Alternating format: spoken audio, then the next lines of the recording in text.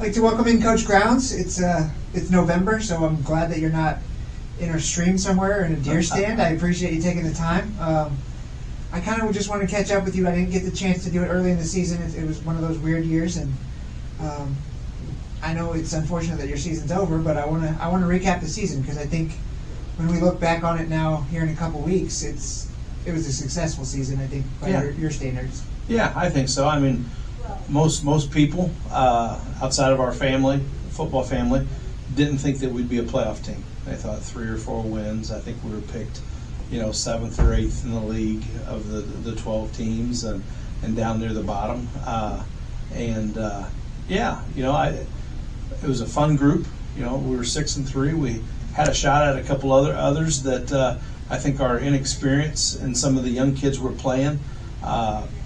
If we would play those games a little bit later after gone through those experiences, it makes a big difference. But it was, as I said, fun group.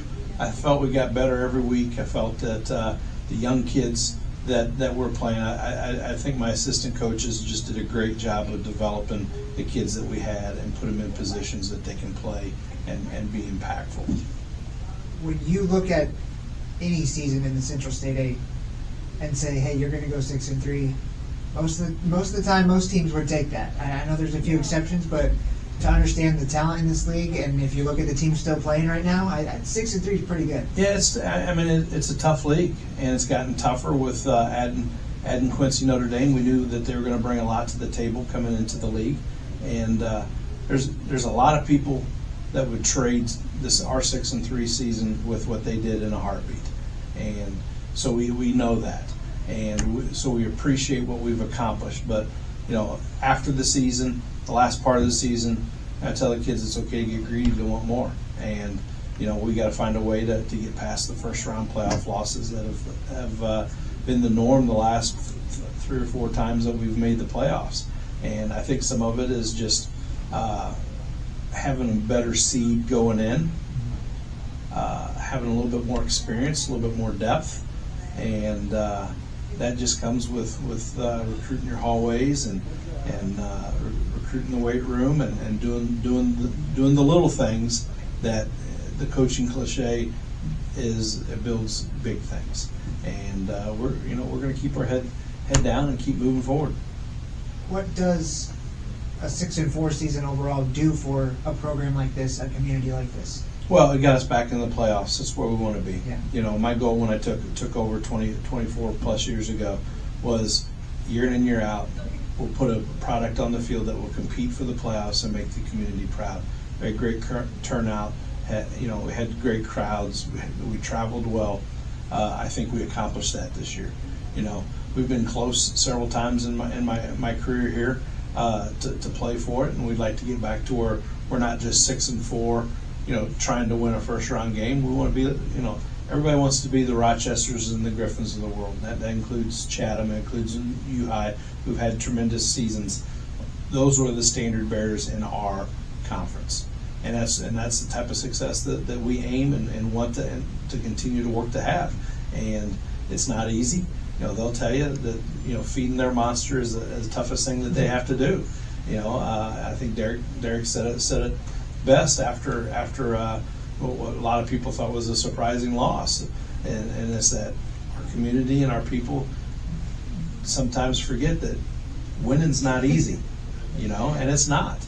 And what you have to go into to win a football game in this league with the amount of talent and the coaching that's being done, it's difficult. And if you rest on your laurels, or you don't work the 9 months of the off season, you don't get a chance to play that 10th game.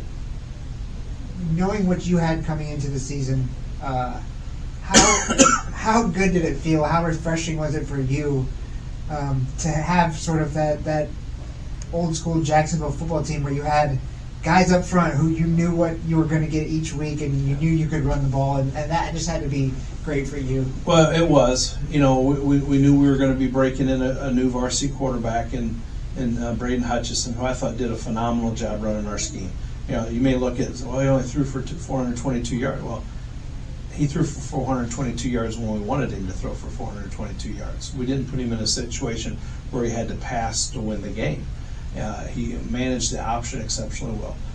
Going in, we said we have 4 returning 3-year starters on the offensive line. One of them was a 4-year starter in Surratt. We had a big back in Lamar and Williams that was going to move into the fullback spot. We had some experience at wing from the younger levels that had played a little bit, but we were going to be young there. Cross Mitchell at wide receiver. We knew we had to get the ball in his hands. We did early on through the air, and then when we moved him to wing, obviously it was a lot easier. So offensively, we knew that we had to ride those horses and stay behind them, and we had to shorten games, and we had to play power football. A game that I'm comfortable with. It's what we cut our teeth on: option football, running the ball, play action pass, quick game. Defensively, we knew that we needed to make some strides, and we've spent a lot of time on our scheme in the off season, and decided that with what we had in the secondary, we needed to make sure that people didn't have the opportunity to hold the ball long in their hands, and I think we accomplished that. We had 3 times the interceptions we did the year before. We had a lot of four and outs. We held people down in the low 20s, which is really good for what we've done lately.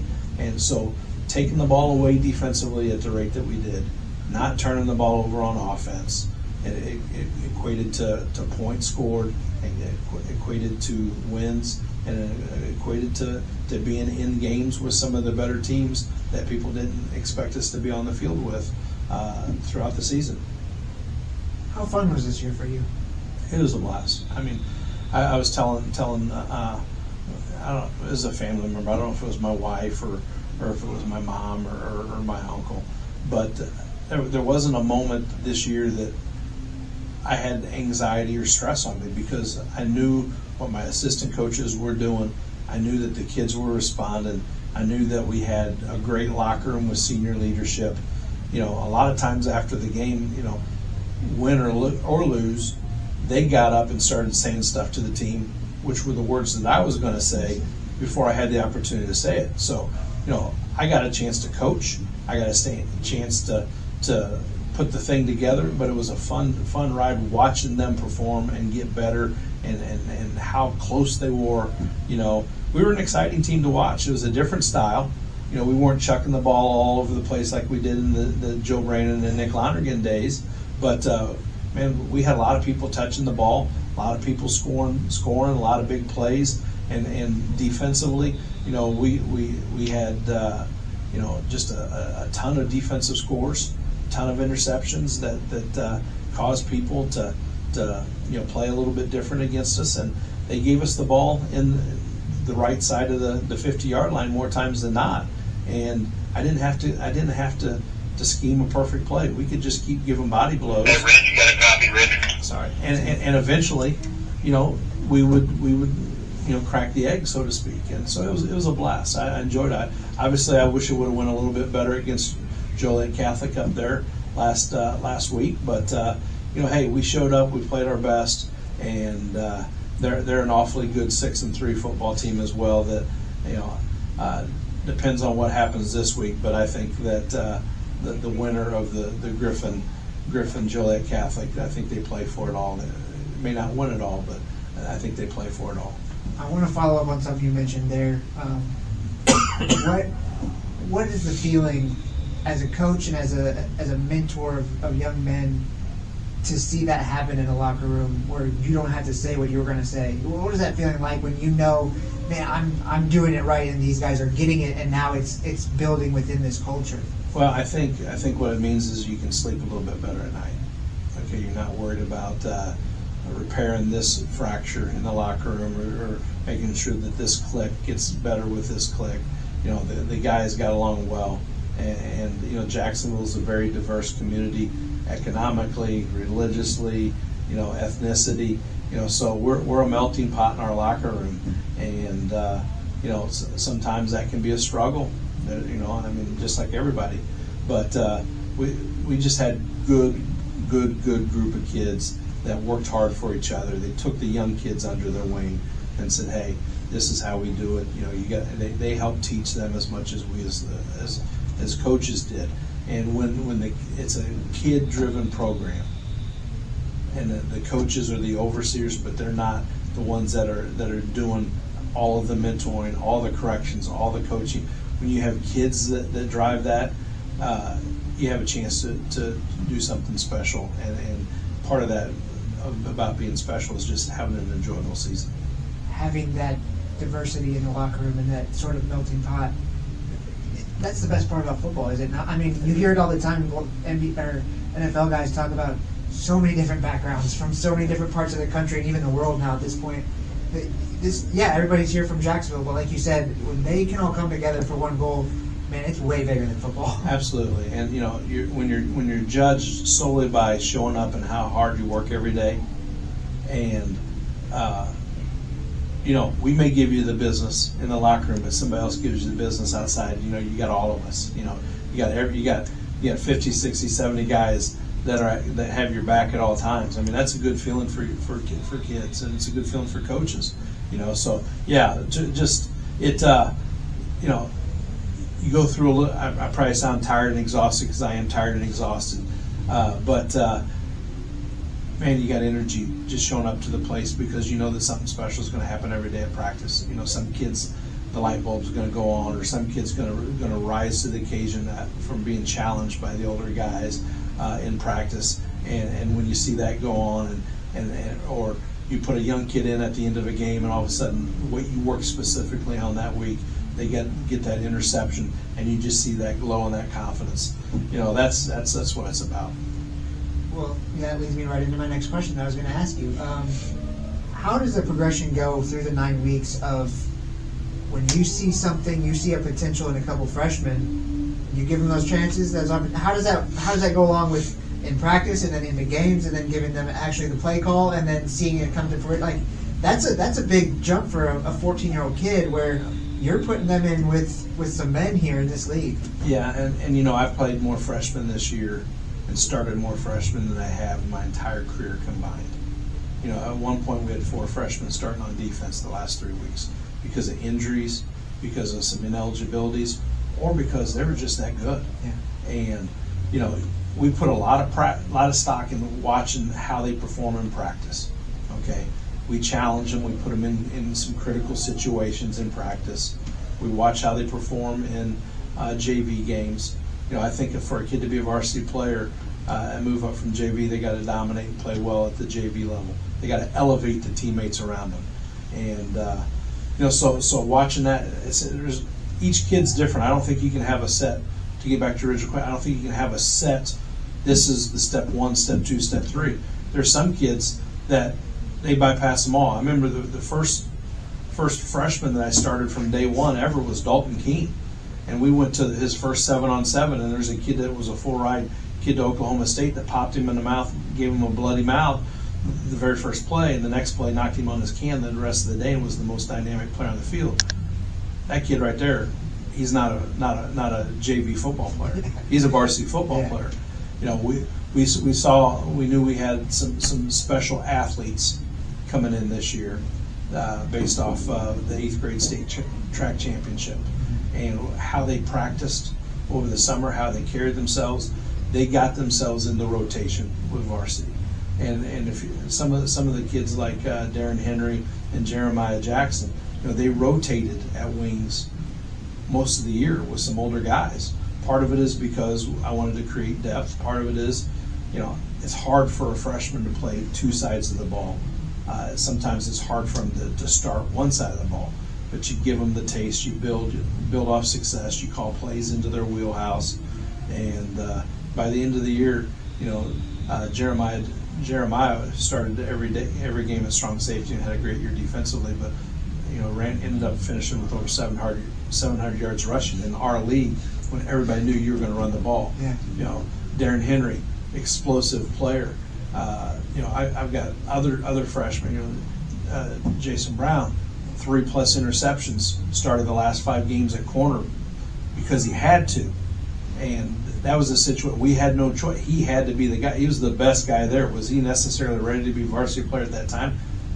No, but he grew up quick, and that was because of the people around him and the culture of the kids around him, and the assistant coaches developing confidence in himself. and putting them in a position to be successful. So I think there's a lot that go into answering that question. Yeah. And you know, it's kind of like you have to have an individualized coaching plan for every single kid, especially if it's a young kid. But to that same light, you talked about kind of you sleeping better, knowing you got these guys coming back and they got that experience this year. Man, that's got to be exciting to say, hey, I get these kids for 3 more years. It is. It's very exciting. You know, obviously we got to replace some kids that have played up front, opening those holes. But I feel like we've got a good group coming up. We're going to be different. Each even with the same kids back, there's a lot of things that go on. Kids drive, kids get girlfriends, kids get jobs. Okay, you got to consistently paint that picture and motivate them and show them what they've got to do to accomplish what they want for themselves. And I think we've got a hungry group of kids that are coming back. I think they learned just some tremendous life lessons about how to be a good football player and a good person from the seniors going out the door, who I just think are the world of. I mean, you know, every year you lose a great group of seniors, but it's hard for me to think in my 24 years as head coach that there's many groups of seniors that have had more of an impact than what this group did. And I say that because none of my other groups have ever had to play as many young kids as what we did this year and had the success that we did. So that tells you that they're doing something right. And what they're teaching them in the back of the line, what they're saying on the bus, you know, things like that, how they carry themselves. The young kids watched and learned, but the young kids gave of themselves. And you know, I'm a big believer that leadership's not about yelling or rah-rah. Leadership is about serving and giving. And I think our leaders served and gave back to the program and the kids that are going to follow in their footsteps.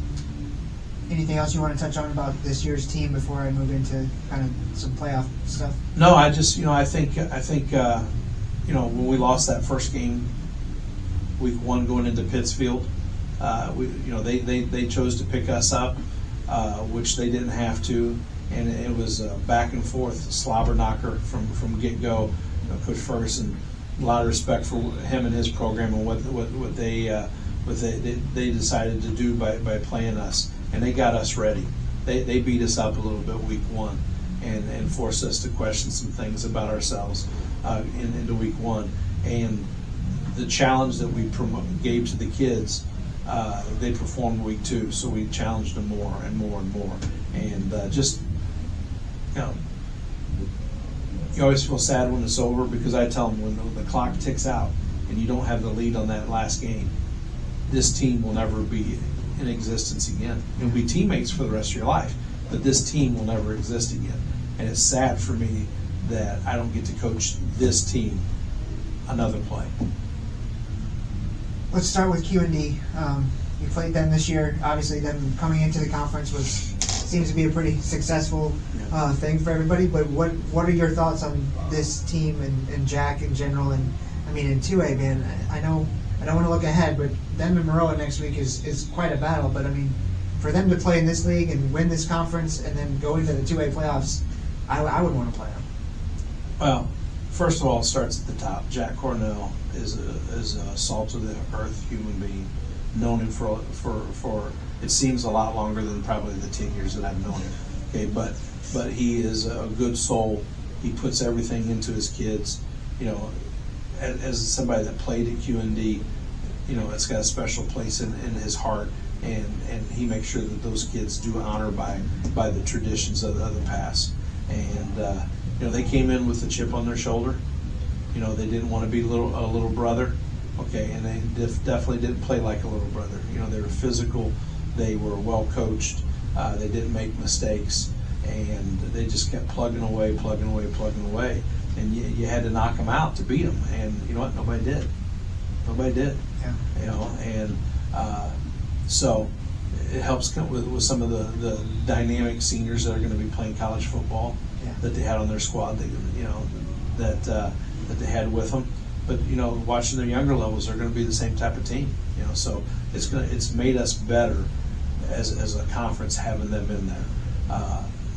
It may mean that some people have losses that they don't want to have losses to, but it also means that we're going to have to have to tighten up our belt and realize that they're coming to town, or you're going over there to play, which is never easy to win a game at QND. I mean, I think they had, after week 1 with Quincy High School, they had 6 consecutive games at home, I think. Yeah. I mean, that's and now the first 2 there in the playoffs. pretty good way to open up your Central State 8 season, is not having to travel for the first 2 months. Getting into Sacred Heart Griffin, you talk about QND and their senior leadership. You have to look at SHG and their youth and how they've brought in guys a lot. As their starting center pretty much all year long has been a freshman. I mean, to mix and match the way John's done this year, and to have them playing the way they are now. I mean, I know JCA is a different animal, but what did you see from SHG during the year, and what do you see from them going into this week? Well, I didn't get to see them much after our game. Yeah. Okay, so all I saw was leading up to our game and our game. They made a change at quarterback in our game, brought the sophomore up. Mm-hmm. You know, I think that they lived through some growing pains with the sophomore quarterback, and you know, unlike our first-year quarterback, they weren't asking him to hand the ball off and run the option. They asked him to read their RPO game, throw the ball, put his feet in the pocket, do some things. And you know, obviously he got better and better. You know, I listened to the last part of their game that they came back and won. You know, I mean, it was like, holy cow! You know, once they scored. They turned around 70-yard pass, I think, the next play or the second night. It's like, hey, we're not going quietly into the night. Same thing against the Glenwood game, excuse me. Yes. I mean, he really stepped up in that game and showed that he was figuring things out. So it's not very often that SHG has a youth movement, okay? But I think that they have a staff that knows how to weather a youth movement and get them where they need to be. And a lot of those important pieces are going to be back next year. So, you know, I think it's going to be another battle with them next year, all the way through. You know, and you can talk about Springfield High with what they got coming back. You know, so I think the west side of the conference is in pretty good shape. When it's not really comparable, but Crete Money and Glenwood had to go up there the first three times, and they lost all those. Now Crete comes down here and loses last weekend. I don't think that's very similar to this case with JCA and SHG, because, you know, the two programs being what they are and these two teams. But give me your quick scout on JCA and what you think in terms of this weekend, and can SHG hang with that? I will never say that SHG can't beat somebody or hang with somebody, just like I'll never pick against Derek Leonard against anybody. Okay, JCA, with who they play, it's a different animal. Okay, you know, their losses are to 9-0 Oswego, a 1 seed in 8A. They lost to Mount Carmel. They lost to Nazareth, and those were one-score games near the end. You know, I think it's going to take a special team to stop that running attack by JCA. They're the biggest team I've ever faced as a coach. Wow. Yeah. You know, they may be bigger than any team I've ever faced as a college coach. Okay, and they just pound you. They just keep coming at you. They pound you, and defensively, they've got a great group of linebackers. You know, I think your chance that you have is if you spread them out and you throw the ball well. I think you might be able to hurt them through the passing attack. And obviously Griffin's known for that, so I think that gives them the puncher's chance. You know, but there's not many times that Griffin has been an underdog in the playoffs. And you know, JCA, they travel a lot. Okay, and they face a lot of good people. So I think it's going to be a great game. You know, obviously I want our conference school to win, but you also, the school that knocks you out, you kind of want to see them maybe win it all and say, hey, yeah, see, look what happened to us. So, you know, without seeing film of Griffin down the stretch after they made after our game and some of the big plays that they made and the young kids that were developing and how their schemes developed with the new people, I can't give a really informed answer. I'm just going to say this. You got two of the most storied programs in the history of the state of Illinois, two parochial powers that are playing each other for the right to come home with a plaque at the minimum. They're playing for the quarterfinals. Okay, so I think you're going to get the best effort from the kids. You're going to get great efforts from the coaches. Both stands are going to be filled. Okay, and I think that it's going to be everything that's good about high school football. If you go to watch that game in the rain, you're going to get to see it. So I can't leave here without asking, how have the Attack Shih Tzus been this week with you kind of being home a little bit more, and what's their reaction to the end of the football season? Well, I got home about 1:30 in the morning from Joliet Catholic, and the happiest people in the world to see me were my dogs. Yeah. And if I always joke around about the Attack Shih Tzus. I'm a small dog guy, and I think all day Sunday, yesterday, earlier in the week, we had election day off, so I was home most of the day, just exhausted from the season. And I don't think that they got within 4 inches away from me the entire time. So it's been, they've made it a little bit easier crawling out of the football fishbowl and entering the real world and stuff like that. So hopefully they're going to be okay with me getting out. I've got to finish up. This will be month 12 in a row of fly fishing, Right, that's which what I was was going a to goal. ask you last. Yeah. I was supposed to go Saturday, which was my birthday, the 9th.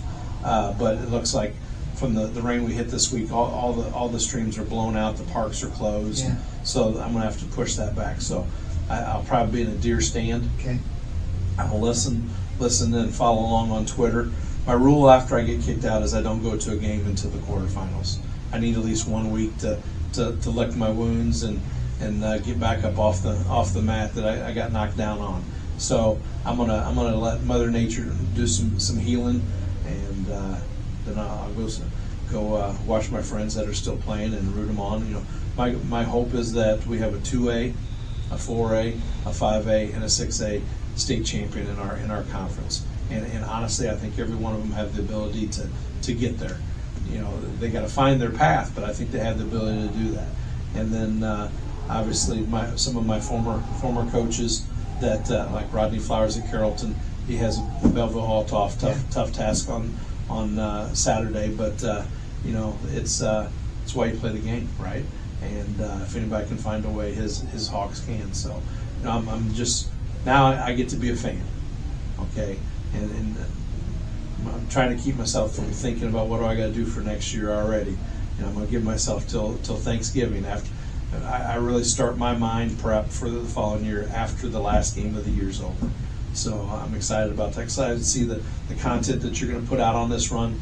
We talked before we turned this on about you got just the right amount of people still alive that you're going to get a chance to really do some neat stuff covering them, and it's always neat to see when you get home, on Twitter, to see your people posting the game, post game, pre game, see what everybody else did, what their reactions are, and the good thing is this is a podcast, and after seeing me after the last one, I definitely have a face for radio.